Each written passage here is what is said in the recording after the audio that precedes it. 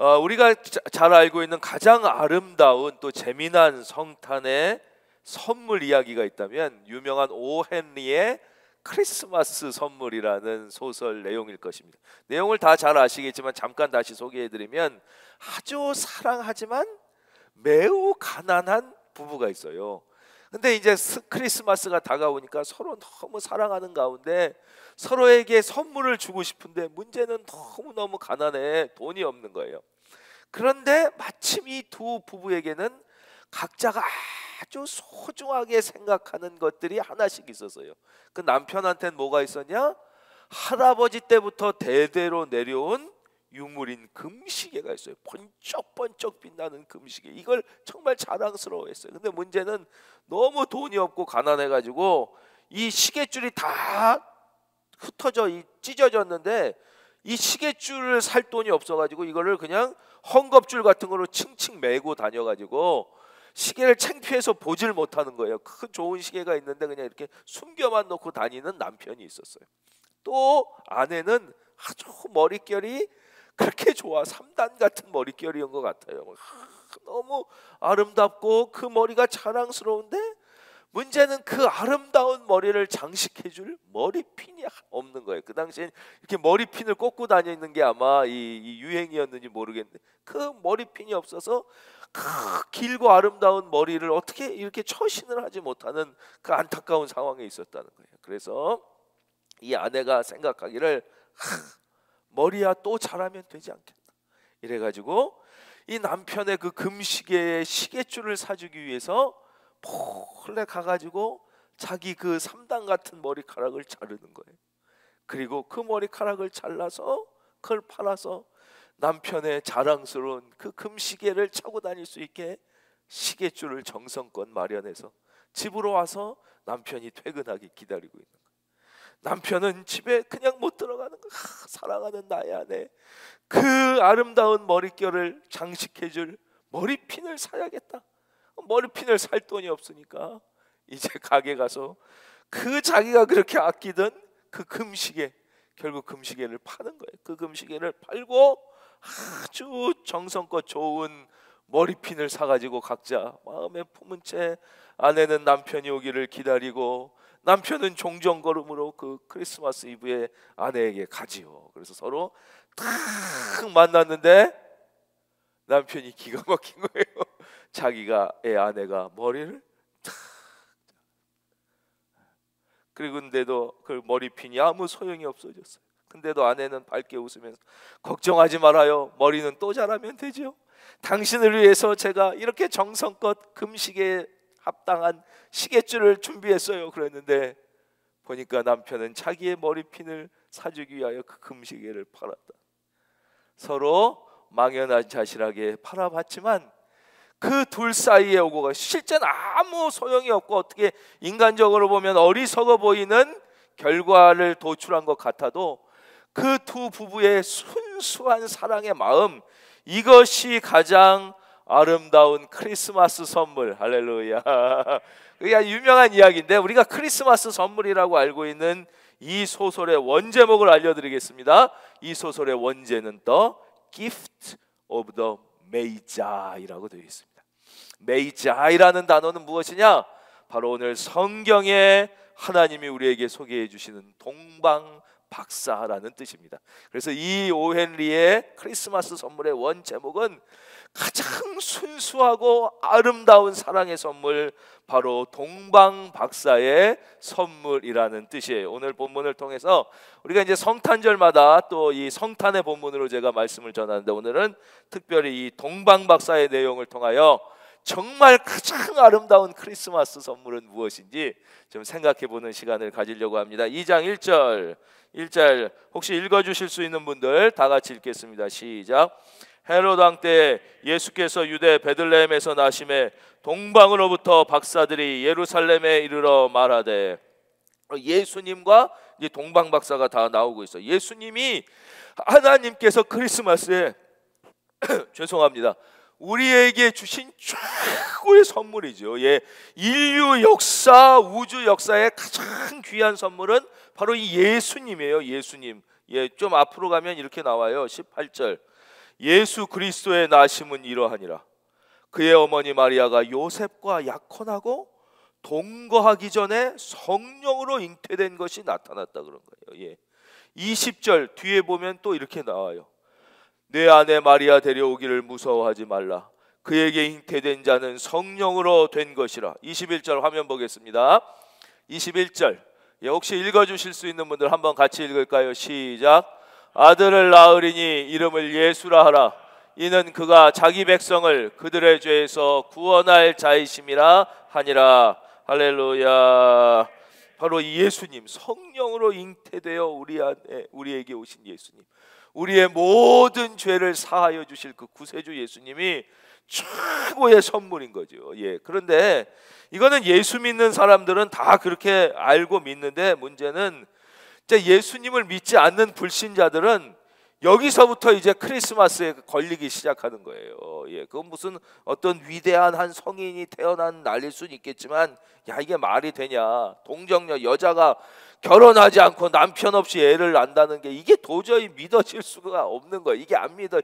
여기서부터 벌써 이게 안 믿고 들어가니까 그 다음에 이 놀라운 축복의 세계로 못 들어오는 거예요. 이게 말이 되냐? 어떻게 여자가 결혼도 안 하고 남편도 없이 무슨 성령으로 잉태되고 이게 사람이 태어난다는 게 말이 안 된다고 생각하는 거예요. 그 마음에 저도 공감합니다. 진짜 예수님을 믿지 않으면 이거는 도저히 믿어지지가 않는 거지요. 예, 동정녀가 잉태해서 애를 낳았다. 이건 제 얘기가 아니에요. 어느 훌륭한 목사님 옛날 얘기를 제가 그래서 읽은 거예요. 이분이 어느 날 수요일 날 비가 추적추적 내리는 날 이렇게 수요 예배를 이렇게 말씀을 전하고 있는데, 저 뒤에 어느 여자 한 분이 아주 고급스럽게 옷을 입었는데 얼굴에는 수심이 가득한 여자 한 분이 들어와 뒤에 앉아 예배를 드리더라는 거예요. 그래서 오늘 새로운 부인이 오셨나 보다 이러고서 이제 예배를 잘 드렸어요. 예배를 이제 마치고 사무실에 들어갔는데 그분이 신앙 상담을 꼭 하고 싶다고 들어오고 싶다고 그래서, 아니 그럼 들어오시라고 그래서 이제 앉으시라고 신앙 상담을 했다는 거예요. 이분이 막 너무 괴로워하면서 자기는 도저히 이대로는 살 수가 없습니다. 왜 그러냐고 그랬지. 자기 남편이 밤마다 의처증으로 시퍼렇게 이렇게 간 회칼을 늘 가방에 들고 다닌다는 거예요. 그래서 퇴근해서 오면 밤마다 자기 목에 그 시퍼런 칼을 들이대고, 너 오늘 어느 새끼 만났어? 너 어떤 새끼 오늘 만났어? 죽여버린다고. 너랑 둘 다 죽여버려. 이 의처증에 있어서 자기를 날마다 이렇게 죽인다 그러고 칼을 품고 다니고, 도저히 이렇게 자기가 무서워서 살 수가 없는데 어떻게 하면 좋겠냐고 그러면서 자기 얘기를 하더라는 거예요. 바로 이 아주 귀하게 보이는 이 수심이 가득한 귀부인의 남편은 누구냐? 그 당시 상복원 박사님이라고, 그 옛날 얘기예요. 이기붕이라는 부통령이 있었어요, 우리나라.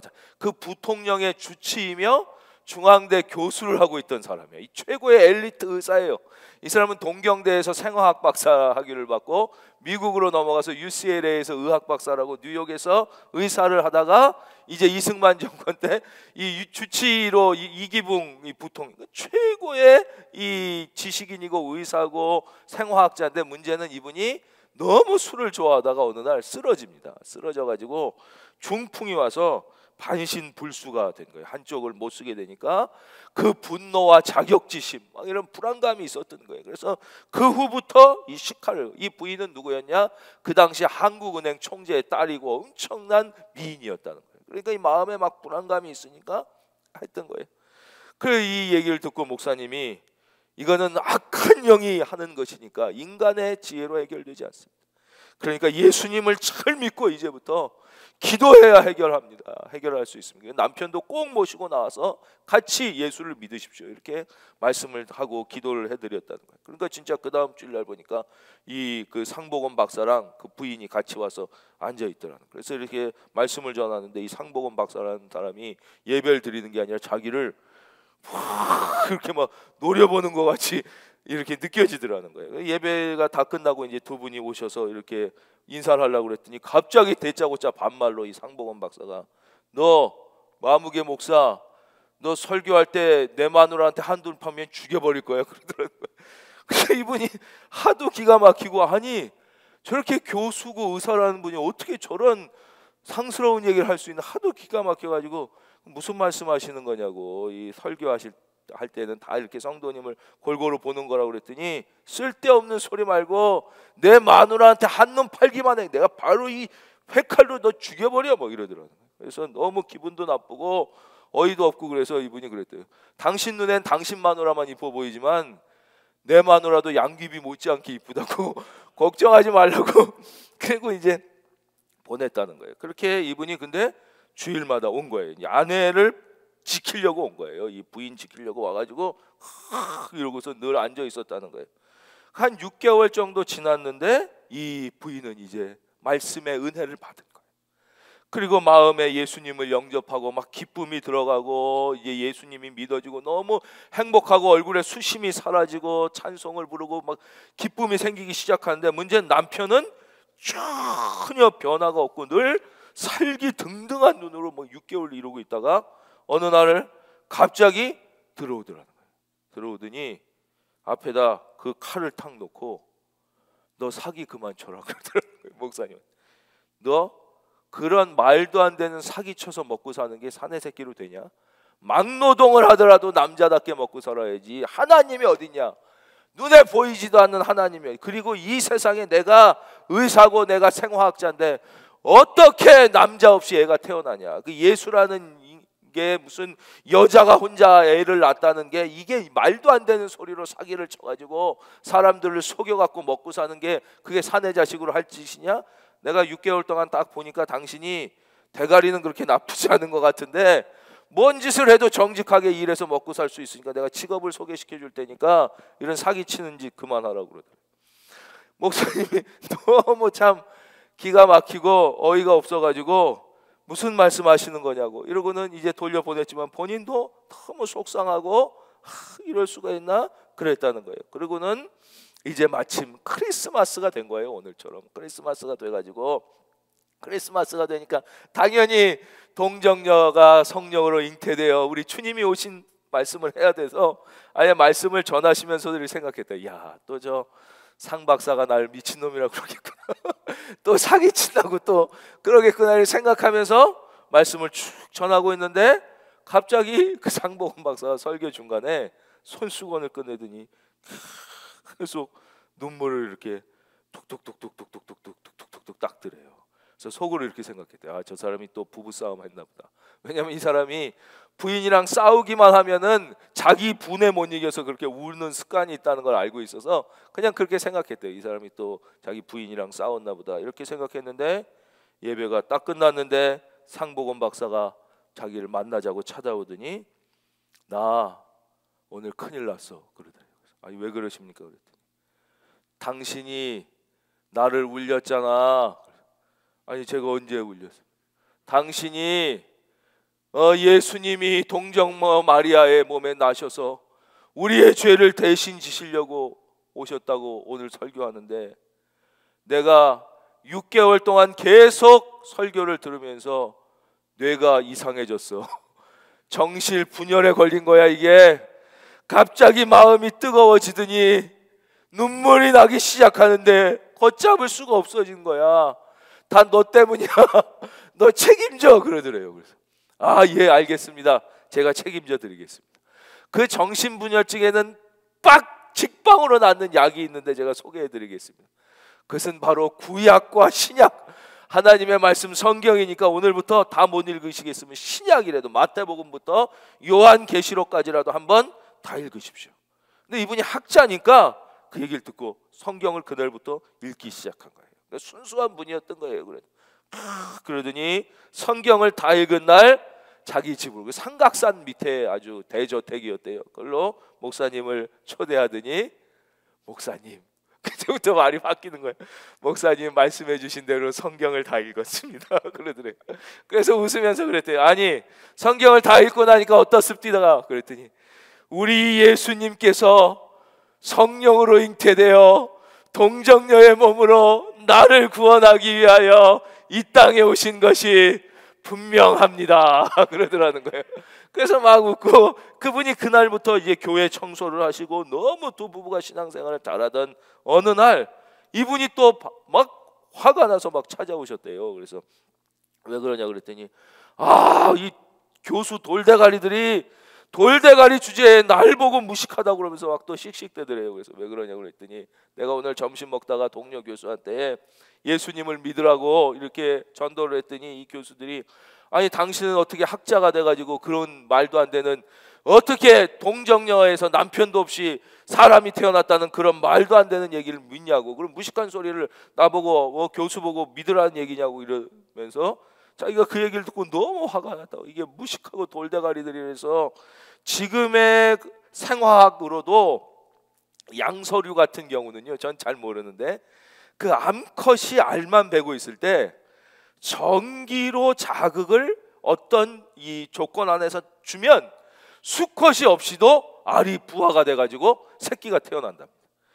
그 지금이 인간이 가지고 있는 과학적 이 연구 결과로도 그 암컷의 알에 전기 자극만 가하면 부화되는 이런 현상이 있는데, 전능하신 하나님께서 성령으로 동정녀 마리아에게 샤크를 주셨을 때, 할렐루야, 그 하나님의 능력이 거기 들어가, 성령의 능력이 들어갔을 때 그 동정녀가 성령으로 예수 그리스도를 잉태하는 것은 너무나 하나님 보시기에 쉬운 건데, 사랑하는 성도님, 하나님이 천지를 창조하셨음을 믿으시면 아멘. 이거 하나만 믿으면 사실 그 다음 문제는 아무것도 아니에요. 그 다음에 무슨 염색체가 XX가 되고 XY가 돼서 남자가 되고 여자가 되고, 천지를, 아무것도 없는 데서 천지를 창조하신 하나님께서 동정녀의 몸에 성령으로 잉태하게 하시는 것은 아무것도 아니에요. 즉 지식이 우리에게 믿음을 갖게 하느냐 못 갖게 하느냐 하는 것이 아닙니다. 중요한 것은 우리의 심령, 마음에 있는 것이, 우리의 마음이 변하지 않을 때는 우리의 알량한 지식이 하나님의 말씀과 예수 그리스도의 탄생을 믿지 못하는 방향으로 자꾸 우리를 끌고 가지만, 하나님께서 은혜를 주셔서 우리의 마음이 변화를 받으면 그 다음에는 예수님을 못 믿는 방향으로 끌고 가던 우리의 지식이 예수님을 마음으로 믿게 되면 어떻게 예수님을 더 잘 믿고 예수님을 증거하고 말씀대로 살려고 하는 방향으로 우리의 삶을 이끌어 가게 되는 것입니다.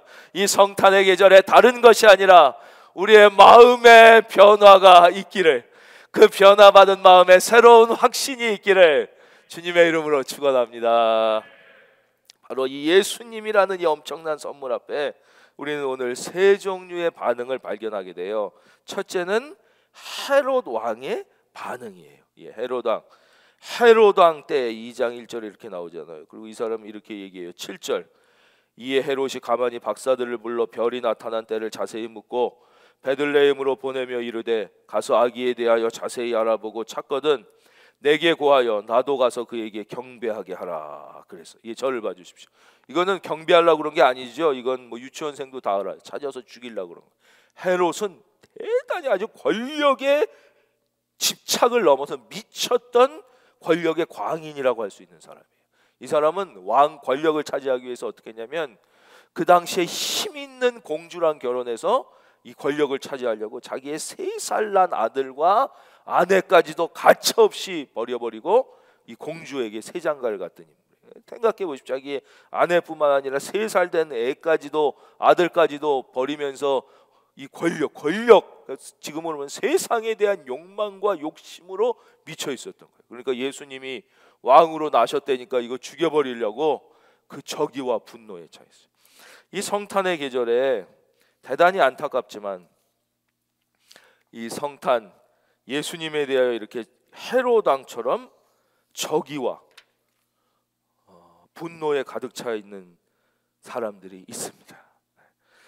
특별히 이 시대가 계속 갈수록 좋아지는 것도 있지만 이 시대는 더 그런 교회에 대해서, 기독교에 대해서 악한 적의를 가지고 있는 사람들이 많이 생겨나는 것 같아서 안타깝고요. 또 정말 드물게는 예수님에 대해서도 도저히 할 수 없는 그런 표현을 하고 예수 그리스도의 십자가와 그 보혈의 가치를 막 폄하시켜요. 툭툭 떨어요. 무슨 좀 무슨 훌륭한 사람을 막 예수님에게 비교하고 있을 수도 없는 일이죠. 예수님은 그냥 훌륭한 사람이 아니에요. 뭐 훌륭한 어떤 거룩한 일을 한 정도가 아니잖아요. 근데 그렇게 그 사람과 같은 수준으로 해서 예수 그리스도는 나의 죄, 인류의 모든 죄를 해결하실 수 있는 유일하신 하나님의 아들인 줄로 믿습니다. 근데 예수님에게 막 적의를 갖고 말도 안 되는 막 이런 얘기를 하고 막 사람 앞에 무슨 예수 막 이런 걸 붙임으로써 이런 있을 수 없는 너무 정말 만극한 경우를 보게 되는 경우도 있습니다. 두 번째는 여기 나오는 대제사장들과 서기관들 같은 이 무감동의 사람들이에요. 무감동의 사람들. 이 사람들은 그냥 직업적으로 왕이 모든 대제사장과 백성의 서기관들을 모아 그리스도가 어디서 나겠느냐 물으니 이르되 유대 베들레헴이오니 이는 선지자로 이렇게 기록된 바. 저를 봐주십시오. 이 사람들은 다 알아요. 뭐 모태 신앙일 수도 있고 저같이 목사 같은 부류의 사람일 가능성이 있죠. 그 중에 많이 있겠죠. 예수님을 오래 믿고 직분자 그런데 성탄이 됐는데 감동이 없어. 별로 무감동이야. 그냥 원래 옛날부터 성탄절은 이렇게 했으니까 그냥 해. 예수 믿어왔으니까 해. 뭐 이러니까 그냥 예배 의무적으로 드려. 뭐 이런 여기에 나오는 이 대제사장과 서기관들은 종교적으로 아주 지식이 많고 종교가 자기의 삶의 일부가 되어 있지만 예수 탄생에 대한 그 감격, 예수님을 만난 그 기쁨, 혹시 이것을 잃은 분이 있다면 이 성탄의 계절에 주의 성령께서 그 감동을 회복시켜 주시기를 주의 이름으로 축원합니다. 그래서 이렇게 무감동에 직업적으로 혹은 습관적으로 이 대제사장들과 서기관들 같은 사람이 있을 수 있다. 마지막으로 오늘 주님이 우리에게 주신 말씀은 이 동방박사예요. 서론에 말씀드린 것처럼 동방박사 2장 1절 화면 보겠습니다. 다시 한번 다 같이 읽어보겠습니다. 시작. 동방으로부터 박사들이 예루살렘에 이르러 말하되 이 동방이 어디인지는 몰라. 그러나 분명한 것은 먼 곳이었다는 거예요. 그 옛날에 기차도 없고 비행기도 없고 자동차도 없던 그 먼 옛날에 그 머나먼 곳으로부터 별 하나 바라보고 예수님이 탄생하셨다는 그 메시지 하나 듣고 생명을 생각해 보세요. 오다 보면 막 강도를 만날 수도 있고 무슨 사고를 당할 수도 있고 무슨 풍토병에 걸릴 수도 있는 모든 위험을 무릅쓰고 생명을 무릅쓰고 예수님을 만나기 위하여 머나먼 것부터 찾아온 거예요. 저는 오늘 사랑하는 성도님들께서 있는 가정, 있는 직장, 있는 처소에서 예배 드릴지라도 마음만큼은 이 동방박사와 같은 마음으로 예배 드리고 계시기를 바랍니다. 바로 이 동방박사, 이게 예배예요. 예배. 얼마만큼 내가 예배를 위하여 마음을 드렸느냐가 그 내가 예배를 통하여 받는 그 은혜의 깊이와 넓이, 양과 질을 결정짓는 거예요. 목사가 얼마나 설교를 잘하느냐, 얼마나 예배를 세련되게 기획하고 아름답고 수준 높은 음악이 연주되느냐가 아니라는 것이에요. 예배의 은혜는 내가 어떠한 마음을 갖고 얼마나 정성을 많이 기울여, 이 동방박사 같이 정말 생명을 걸고 예배, 저 북한에서 탈출해서 공산주의에서 탈출해서 이슬람에서 예배 드릴 수 없는 곳에 지하에 들어가서 드리는 그 예배자의 심정을 생각해 보란 말이에요.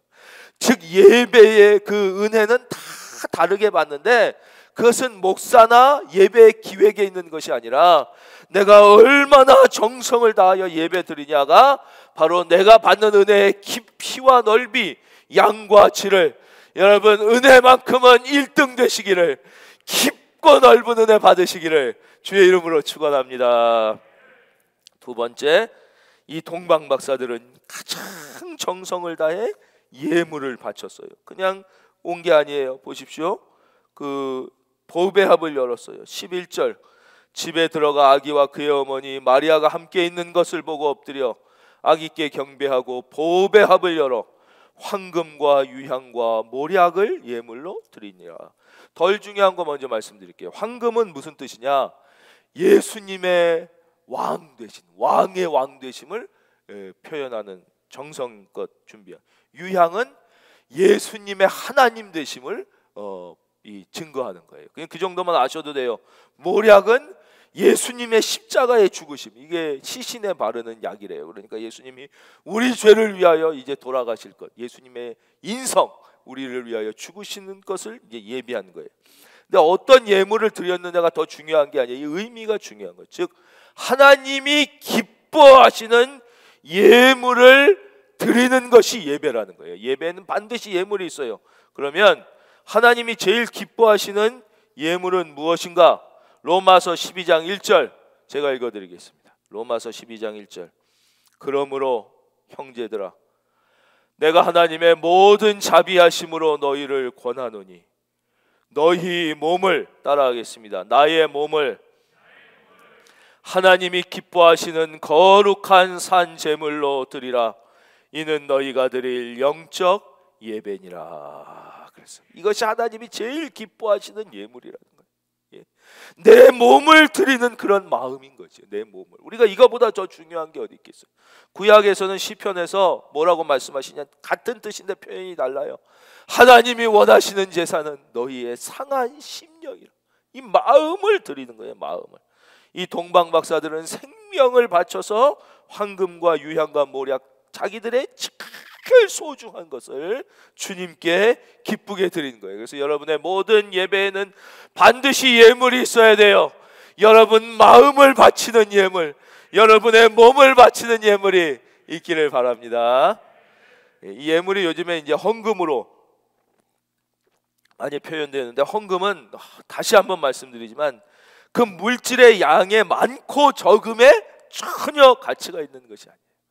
그럼 이 마음을 바치는 예물, 몸을 바치는 예물은 무엇이냐? 그 예물에 나의 눈물이 있느냐? 그 예물에, 그 하나님 앞에 드리는 그 예물에 나의 마음이 담겨 있느냐?